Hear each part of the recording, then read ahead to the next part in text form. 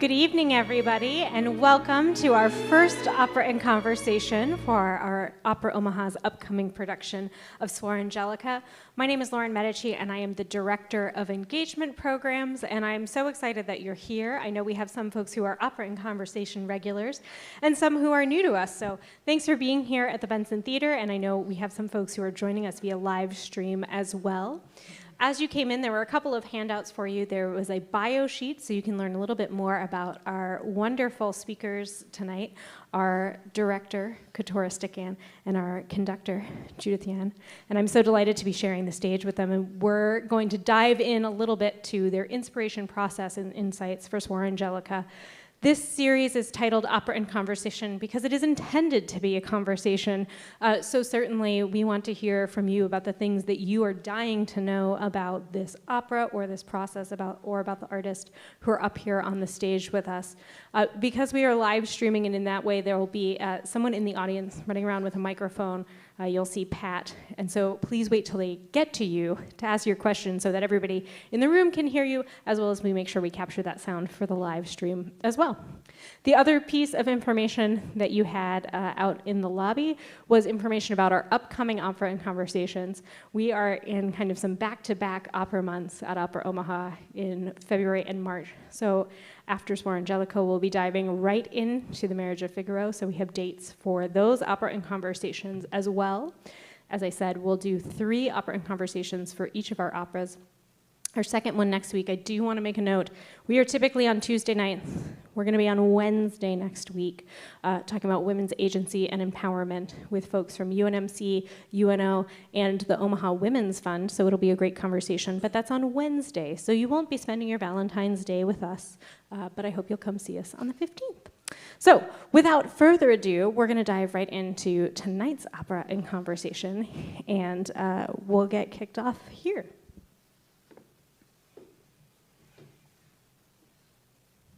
I'm going to move that because I'm too short.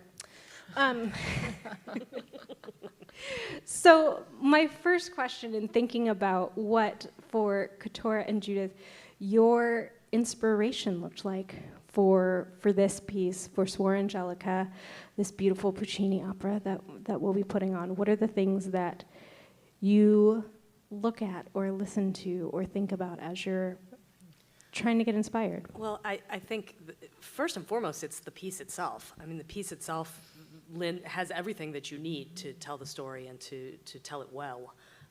So in terms of listening, and I'm sure you're the same way, that I just listen to the piece over and over. It's in my car, it's in my office. I listen to it over and over and over again. Inspiration-wise, actually, Judith we started a conversation quite a while ago talking about just convent life in general, and not necessarily convent.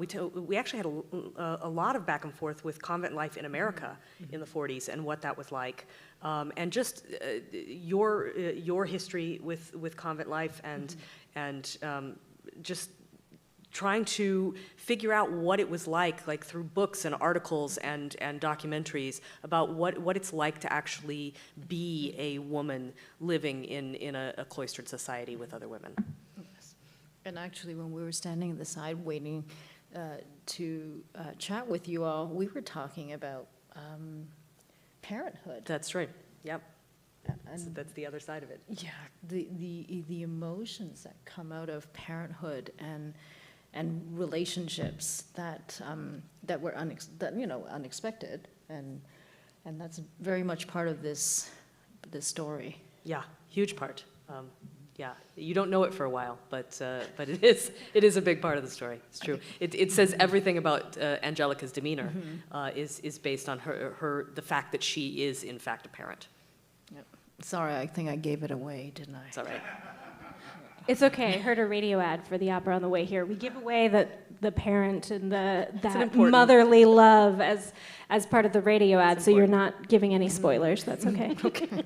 And also, as I like to say in opera, there are no spoilers. We put the synopsis right up there on the website before you buy your ticket. So I know I have issues with that.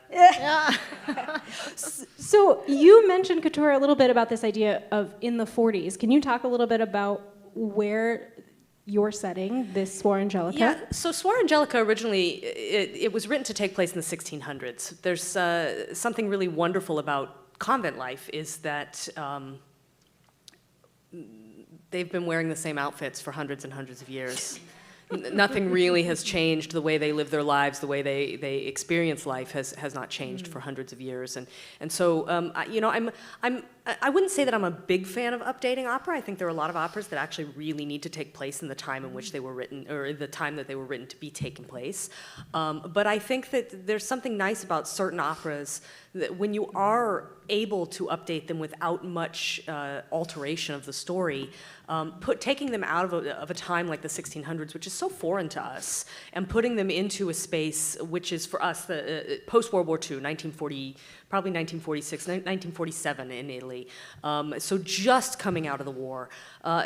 What happens when we start to update and we start to see people, which for our intents and purposes is one person, the Principessa is the only one that we get to see in actual 1940s clothing. It allows us somehow to see ourselves better in the characters because we recognize the characters as people from the more modern era, and it's easier for us to step into those places. So this was a particularly delicious space to update because, quite honestly, I had to update nothing. There's one word in the super titles, one word that I had to change from carriage to car. That is the only thing in the super titles that got changed from the 1600s to the 1940s. Because convent life and cloistered life has not changed, has had this stasis within it for so long that, quite honestly, the story could be told at any time and we would still recognize it as Suor Angelica. Judith, can you talk a little bit about musically and this music and what inspires you from that element? Well, Puccini is incredible. I mean, my gosh, like that, those tunes are just breathtaking, and in particular this score. We had a chat earlier. I said, it's like Michelangelo showed up, in your studio and said, "Here's your palette. I mixed a paint for you," and go to town. And that's what's exciting about it. And also exciting is to work with a collaborator. And we're in the studio. I'm listening to what Keturah is saying. We're talking about the updating. I'm hearing like what is her inspiration, and from that, we could change the color in the orchestration because Puccini does so well. There's so many possibilities you can do. So one of an example is what happened yesterday in rehearsal when Keturah was talking about this one particular sister who's Genevieve, who's very, she's bubbly, she's positive. And right after this very dark moment where the sisters were gathering talking about how, there's so much loss, a year has passed, and all of a sudden Genevieve says, "Oh, but here's a great idea." And Puccini wrote, leading up to that, a line in the bassoons, and is a repeated note. And I never thought of it this way until Keturah said, all of a sudden there's a spark of inspiration. So I think what we're going to do is those 3 repeated notes, the first 2 notes are going to be sad, and the next one, because of where Puccini wrote it in the register of the bassoon, we're going to make it a little bit brighter. Yeah, that's lovely. I love that. And also, like, he does this amazing thing throughout this whole opera. It's almost like he assigned instruments to each of the sisters. Yes. And then they kind of follow the sisters around. And it is very Peter and the Wolf, isn't it? It's very much so. It's like the Maltese Falcon at times. It's so film noir. Yeah. I think Puccini is almost like the most perfect piece of film composition, film music you can imagine. So. Yeah, agreed. You started talking about this a little bit about how you collaborate and how important that is in your process. How early in your planning process do these conversations start between the two of you? I know you both started talking somewhat early. Is that Yeah, as early as possible, I think. I mean, you reached out when I was so busy I couldn't see myself, and so it took me a while to get back to you. But yeah, I do like actually starting the conversation early. And oftentimes the early collaboration is exactly what we did. We just toss stuff back and forth and weird ideas back and forth, and it's less conversation and more just, here's a thing I saw, here's another thing I saw. And it allows us to start to get into each other's head, because in a perfect world, I think in a perfect world, the conductor and the director work like this. It's symbiotic, and the director feeds off what the conductor is saying, which, all that stuff you were saying in the music rehearsal helped me understand kind of where we're going to go with the opera, and vice versa, as you were saying. And so the more that we kind of know where our brains are to begin with, the more that conversation can happen as the rehearsal process begins. Yes. So you need an actual human relationship before you can have a collaborative artistic relationship. It's true. Most definitely. Yes. Yeah. So in thinking about what that collaboration looks like for you, you've talked a little bit about what it's like to be in this art form of opera where you have a canon and you have pieces that you might be familiar with and you've directed before, you've conducted before. But what is part of your process in making that different each time you do it? Do you want? Well, I've only conducted this once before, a production before, but Keturah has done this 4 times, right? Yeah, this is my 4th. Yeah, so it's fantastic to have a conversation with someone who has a much more in-depth understanding and a much longer relationship. Because you're absolutely right, Lauren, like the relationship with the work changes. It could change how you feel about it 10 years ago, 10 years younger is very different than how we feel about it today. And it may very well, your life experiences 10 years from now is, it's going to be even more evolved. I think that is the my word. first Suor Angelica was in 2007. And I didn't know what I was doing. I had no idea what I was doing. I think it's also where you are in your career, where you are in your understanding of just how to make stuff. I think, the more that you do, the more you learn. But I still take from things that I learned from that very first production, things that dawned on me when I was making it then. There's still stuff that I've kept from that production, and there are other things that you try in certain productions and you say, oh, that didn't resonate the way I wanted it to, and you abandon it. And so it's a trial and error. And I always say, when I do a piece for the first time, I always get to the end of the piece, it gets on stage, I take my bow, and then I think, okay, now I'm ready to do the piece. Yes. Because, well, it's true, because I think that first time you're just trying to put your head in the game. You're just trying to wrap your head around what the piece is and what it means and what all the parts are. That by the time you get to the end, it's such a whirlwind and your brain is so muddled that now it's like you've learned enough by doing it that you're ready to actually do it. That is so true. I have a similar experience with Marriage of Figaro. The first time I was offered the opportunity was, I think it was maybe 20 years ago, and I remember going to a mentor of mine saying, I think I'm too young, because these are really, Mozart explores these really like deep, like philosophical, these experiences. I don't think I can. And I remember my mentor said, no, you need to do it. Just get it out of the way. Get the first one out of the way. Yeah, it's true. And then the 4th production, I had a little bit better idea.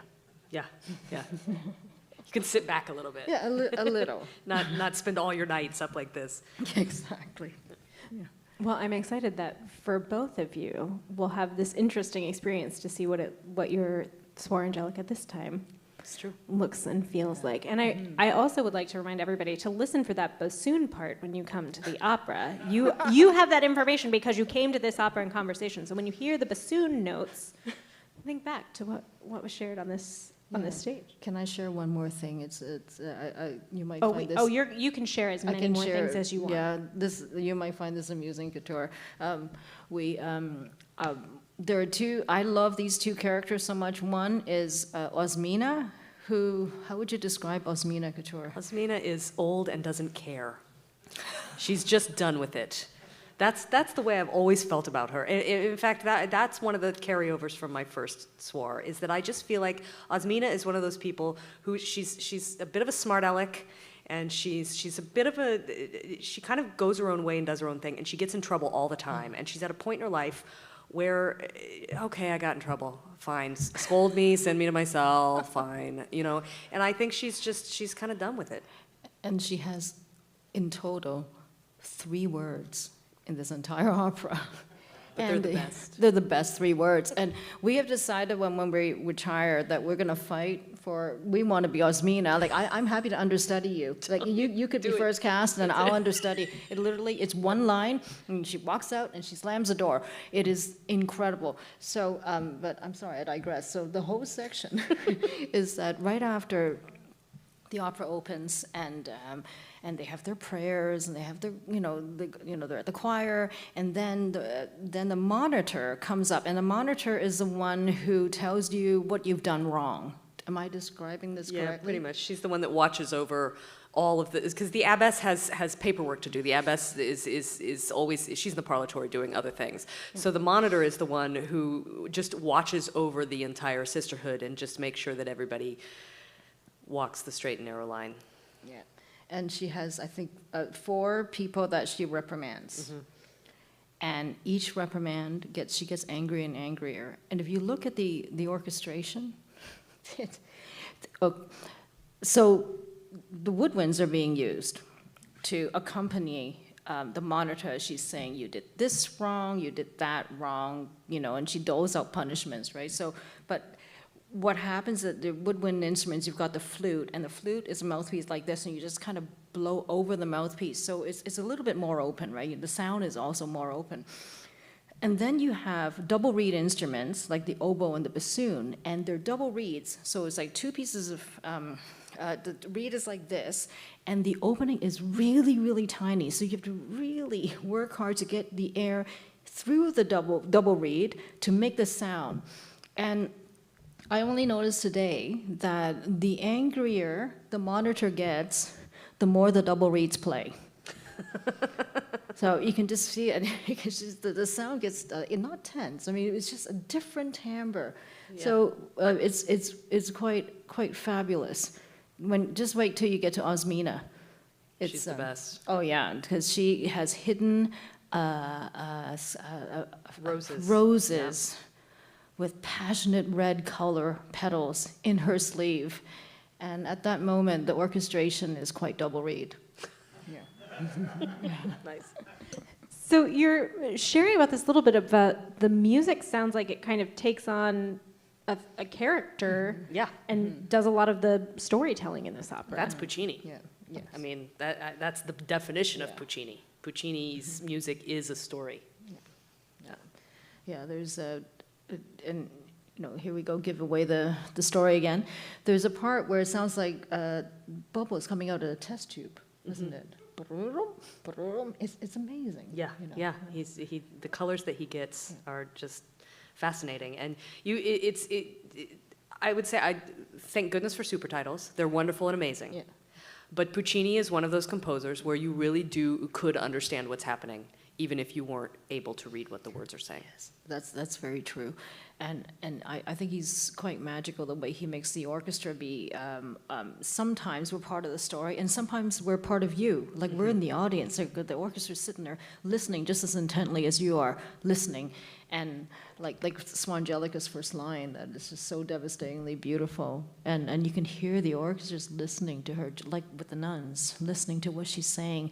And then this surge of emotion that comes out of nowhere. It's astonishing. So it's like when you are experiencing the grief of Suor Angelica down in the pit, we're doing the same thing right with you. I love that image of the orchestra just in it with us. That's excellent. So when thinking about for this production, and you talked a little bit about the research about convent life and about sisterhood and what that looks like, was there anything from that research that you did that really stuck out to you and you wanted to make sure to highlight in this production? Oh, interesting. I mean, I think so much of it was just about how convents, we think of them as, well, I don't know. I often think of them as places of punishment, of everybody's sort of in a bad mood all the time, and everyone's always. But the more that I read about convent life, the more that I see that there's a lot of women felt these places to be safe havens. And this was especially back in the past, perhaps less so now in modern times, but women would be recruited off the streets, that sometimes nuns would go out and they would find women who were prostituting themselves or who were homeless, and they would pull them in off the street and say, we can give you a safe haven here, and bring them into the novitiate in order to see if maybe, God could call them home.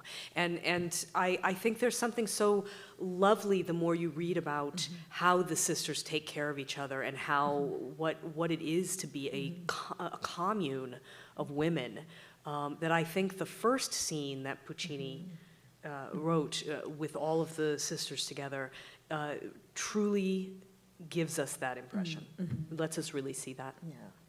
Yeah, but I had the same impression at first, thinking, that, and a lot of times this opera is interpreted like, everybody's angry or unhappy, and it was so wonderful and refreshing in our beginning conversations months ago that you told me that this is what you've researched and this is what you found out, and it, as a result, I changed a lot of the color in my mind of how the orchestra is going to be and how the singers are going to sing it.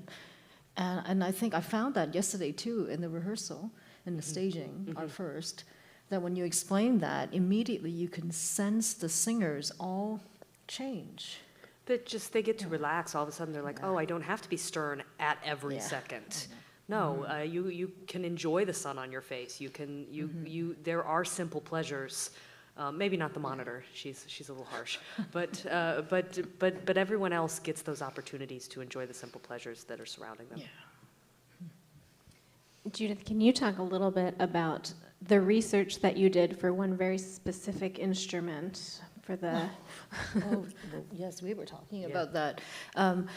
So I believe there are moments in the day where music is not allowed in the convent.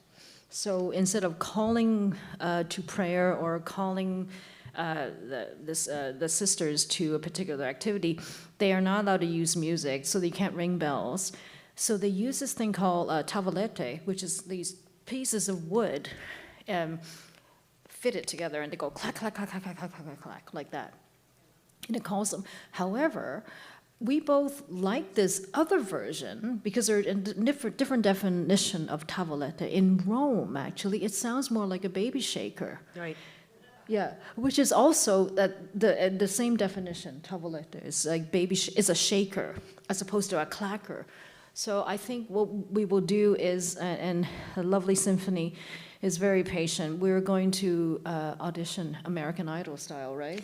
Definitely. Which tavolette do we like better? The clack, clack, clack, clack, clack, or the ch-ch-ch-ch? It's interesting because I don't think it's a sound. I remember the first time I heard it on a recording, and I was like, "What is that? What is that?" Because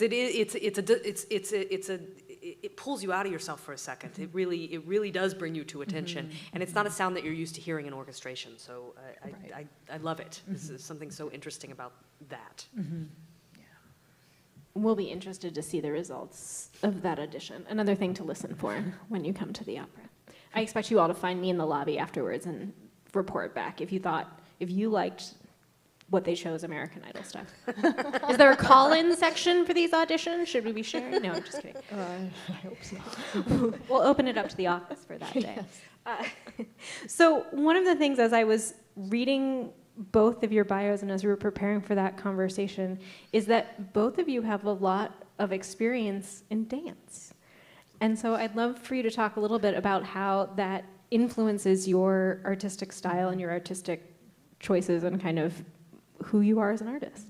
Yeah, I started out as a dancer, actually. My degree is in dance and choreography, and I danced professionally for about 20 years, and then retired. I retired in 2006, And I danced a lot in opera, and actually the reason that I direct opera now is because I started dancing in opera, and I realized, I remember, actually my first opera was Akhenaten, Philip Glass's Akhenaten, and there's this huge choral scene at the beginning, and I remember we had been rehearsing the dance that happens during that choral scene for days and days and days, and the first time I had never danced with live vocalists around me, and there was a chorus of 80 that was singing this huge thing, this funeral of Amenhotep, and I remember stepping out and starting to dance, and the chorus starts to sing, and I just was thinking in my brain, I never want to do anything else. This is it. This is the whole thing.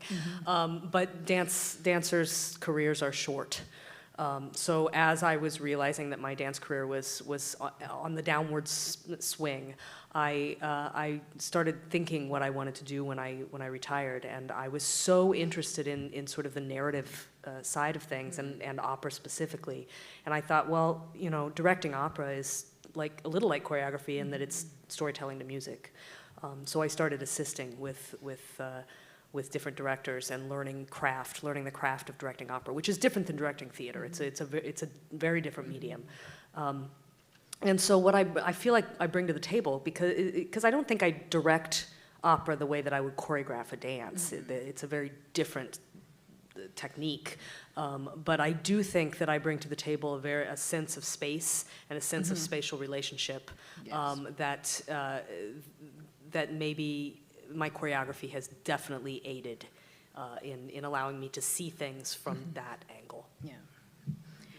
Yes, when I found out that Keturah was a dancer and a choreographer, I was very, very excited because in my experience, there's something very special about dancers. Then they are able to tell stories without a single word. So when you have story being told, not just by words, but also by movement, by flow, by pacing, it is like it's so much richer, I find. And so my experience with dance is I've conducted a lot of ballet, and I love it. You know, I couldn't choose between symphony ballet or opera, so I ended up very, very fortunate doing all three. And each other medium is very helpful with the other mediums, because, you know, through conducting opera, I understand about telling a story, but from conducting ballet, I understand lines and pacing and how to tell a story without a single word. So when you're lucky to work with a director who is both these things, it's very, very exciting. Oh, thanks. That's true. So thinking about your experience working together, what's so wonderful is this is the first show you've worked on together. Yes. You have so much shared language already. We just started rehearsals on Sunday, so this is very new. But thinking about what does that look like for you both in the room and through the process as you're, you know, do you come in with your set idea and that's what's going to happen, or are things going to change between now and next week? I mean, I certainly come in with a set idea. I walk in the door with my fail-proof, right? If all chips are down, we can do a show. But there's so much that comes into, you know, I walk in the door with something that I'm going to put on stage, and then Judith has ideas, and those get incorporated, and it changes what I'm doing. And then the singers have ideas, and those get incorporated, and it changes what I'm doing. And then designers have ideas, and those get incorporated, and it changes. So it really is a true collaboration. That's what I love about doing this job. Yeah. It's very true. I equate that with, let's say, conducting Swan Lake. You know, you have in your mind, you set idea. I've learned the choreography. I've written all the choreography. You know, here you do a double tour, blah, blah. All that on top of the score, which I did yesterday. I was writing Keturah's stage directions like it's choreography. But then when you get to the performance, you have a solid understanding of what the steps are and what the choreography is. However, you've got 5 different sets of principal dancers. Some are tall, some are short, some turn faster. So you make notes according to what each of them does differently, because you I think ultimately my job, not just in ballet, but I hope also in opera, is to be able to make them look or sound as good as they can, or to tell the story as well as we can. So there's always that shift to make sure that the best product comes forward. Yeah, definitely. So you both talked about the way that you would be part of this show and think about how you worked on this show now would be different than 10 years from now or 10 years in the past. And Keturah, you also talked about this idea of setting it in the 40s kind of connects it to living memory in that time. What for you stands out from this opera doing this piece right now in February 2023 and connects to right now? Connects to right now. I think, well, I think it's part of the conversation that will continue to happen with this is that, a lot of, I think the choices that women are allowed to make, the bodily autonomy that women carry forward, I think this is a conversation we continue to have. It's a huge conversation. I mean, it's happening right now in our courts. Angelica very much wanted to have this baby and was not allowed to because she was a single mother. And maybe that in and of itself isn't something that happens so often anymore. But just the notion of a woman not being able to make choices about what she does with her own body is a huge topic of conversation that will not go away even in 2023. And to be shut away like you are a stain, you know? Like your shame is too much to bear.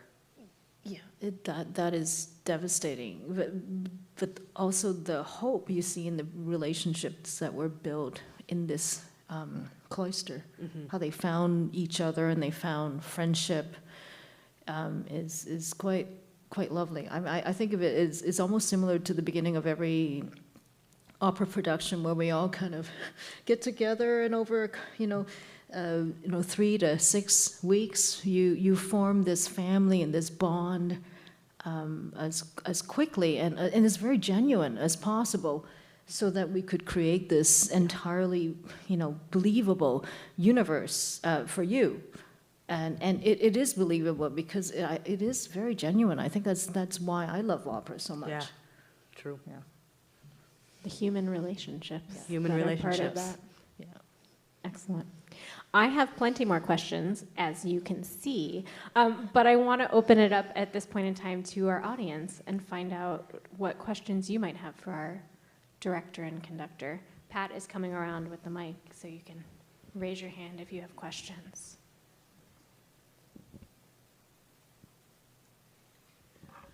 Why do you think Puccini wrote this opera? You have, go ahead. Okay. You go first. Well, I think Puccini's sister she was a mother superior in a convent, and he was very, very close to her. And he actually, I just learned this, we were just talking about this the other day, that he actually he visited, while he was writing this opera, visited the convent a number of times, and actually at one point played the entirety of Suor Angelica for the sisters in the convent, to see their response to how he wrote the nuns. So I think he had a vested interest in nuns. And the way they lived and how they lived, and to me that lends itself to a huge part of why he would want to find a story that would put itself in that space. Yeah, and it is I think it's his favorite opera for all the operas that he's written. It's his favorite. That's what I've read. Yeah.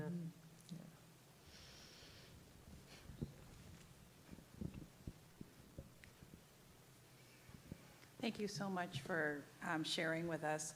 My question is, I know we talked earlier about collaboration. Let's talk about more of dealing with some changes that you have to do. What's maybe an example of maybe a difficult change management that you would do that may be a challenge for you, whether it's at the director or the conductor level?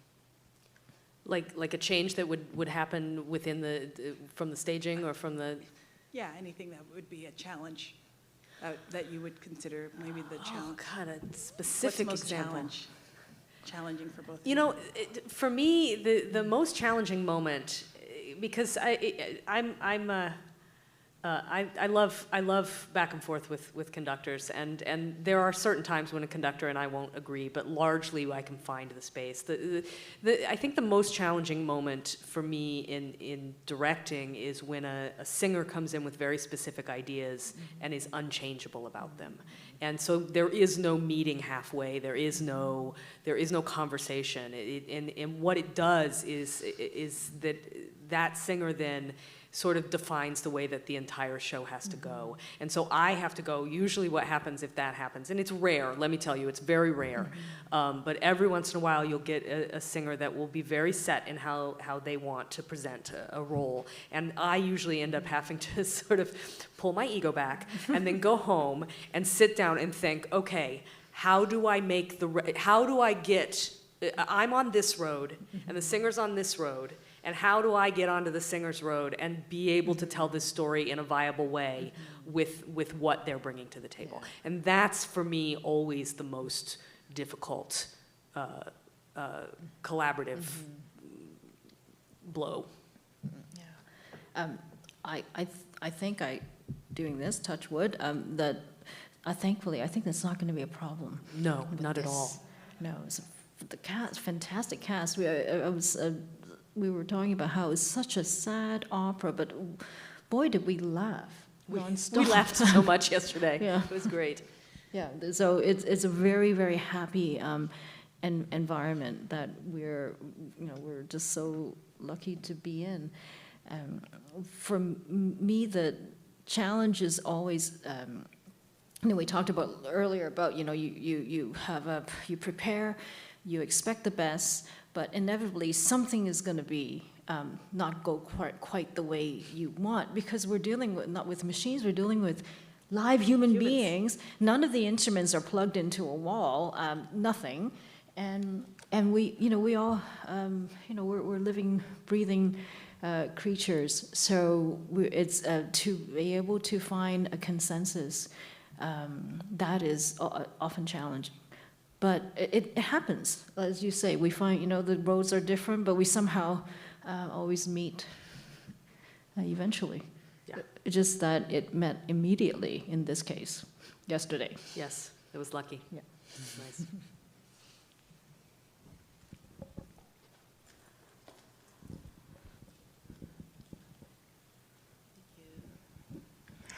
I was just at the symphony on Sunday, so I guess this question is for Judith.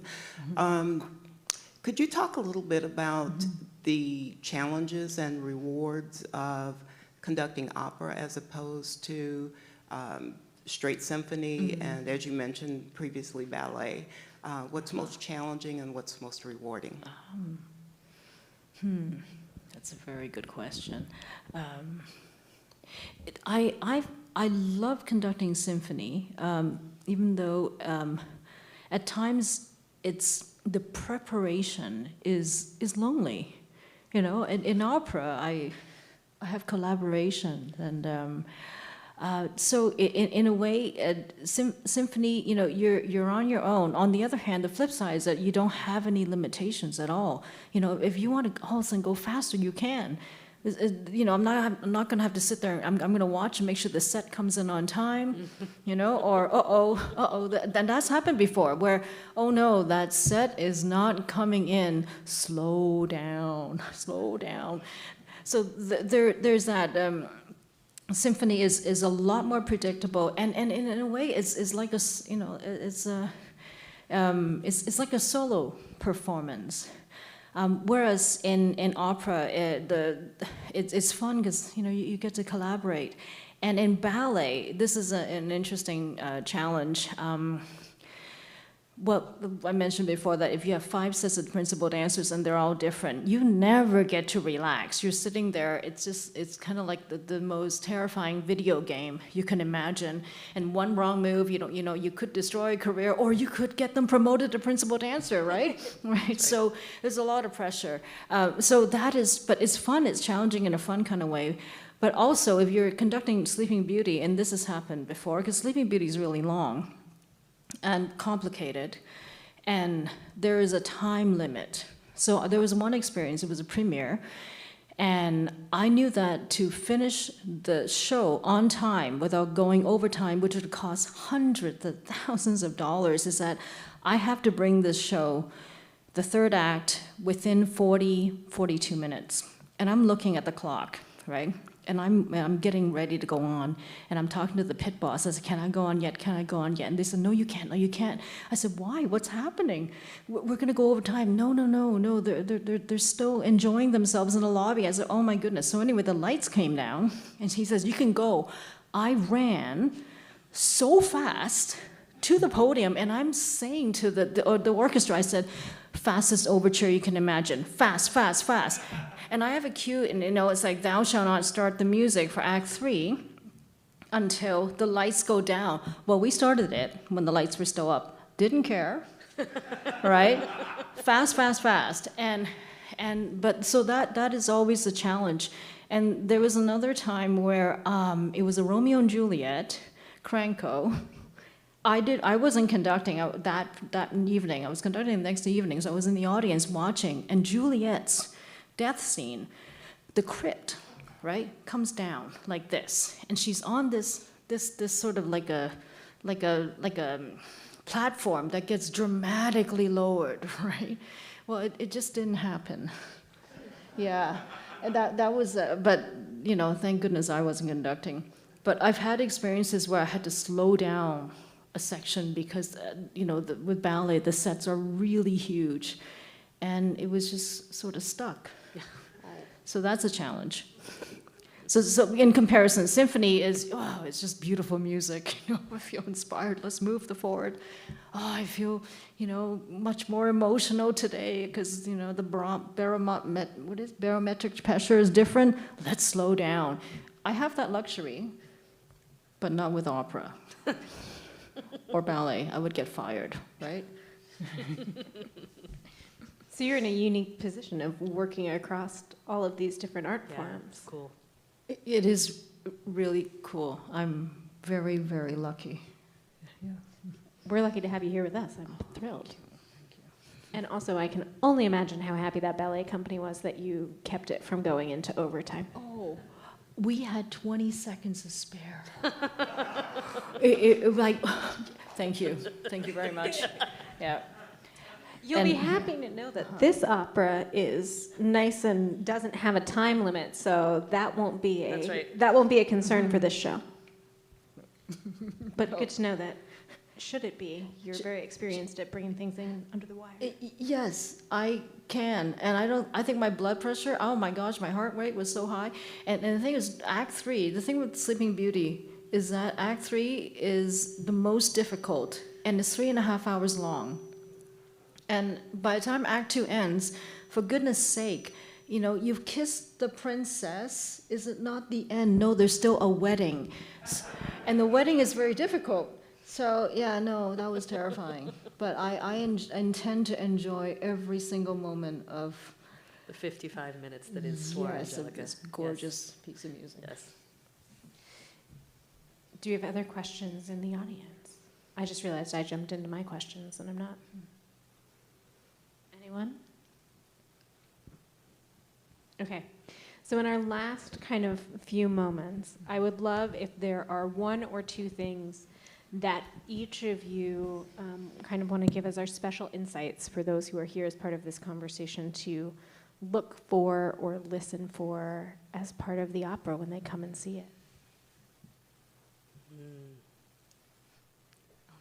I don't know.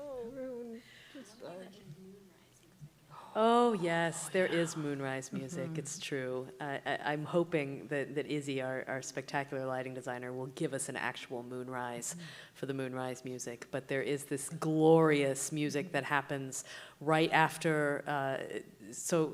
Angelica sings this aria after she learns that her child is dead, Senza Mama. It's just a glorious Puccini aria. And then all of the sisters come back, and that's when the Tavoletta happens, and they all go into their cells for the night.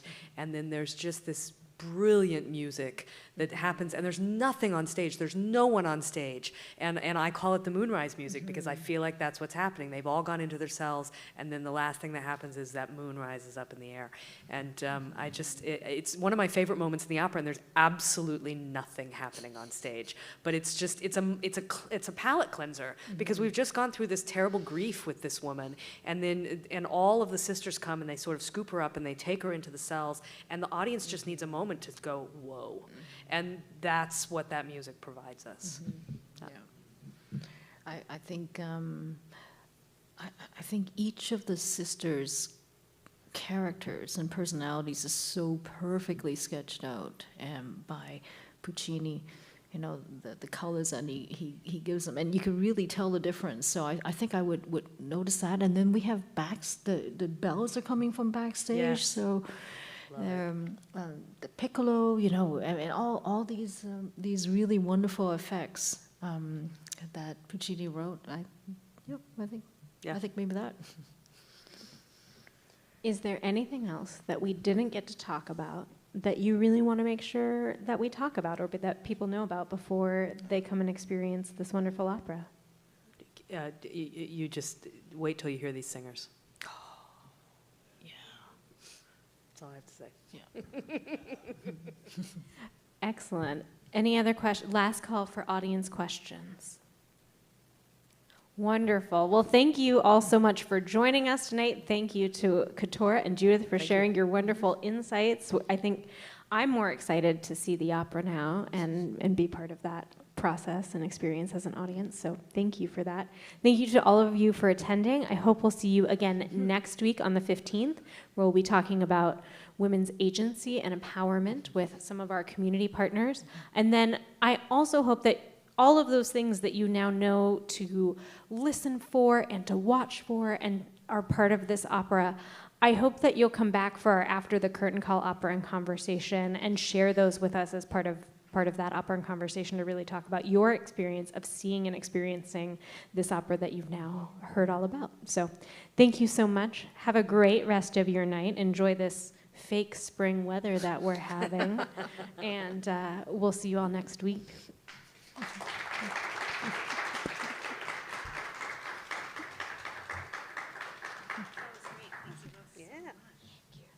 think I talked about Sleeping Beauty too much. I'm so sorry. I didn't. That was fascinating. We did Eugene and Megan last year, and all of us got downstairs.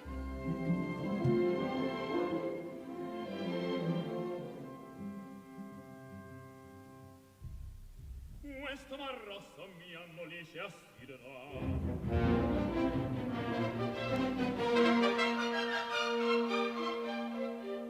Come se addosso mi piovesse in stille, per vendicarmi affoga un faraone.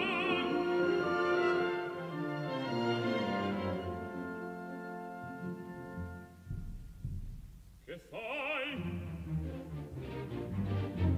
Nei cieli rigi guarda fumar da mille coniglioli parigi e pensa a quel patrone d'un vecchio caminetto ingannatore che vive in ozio come un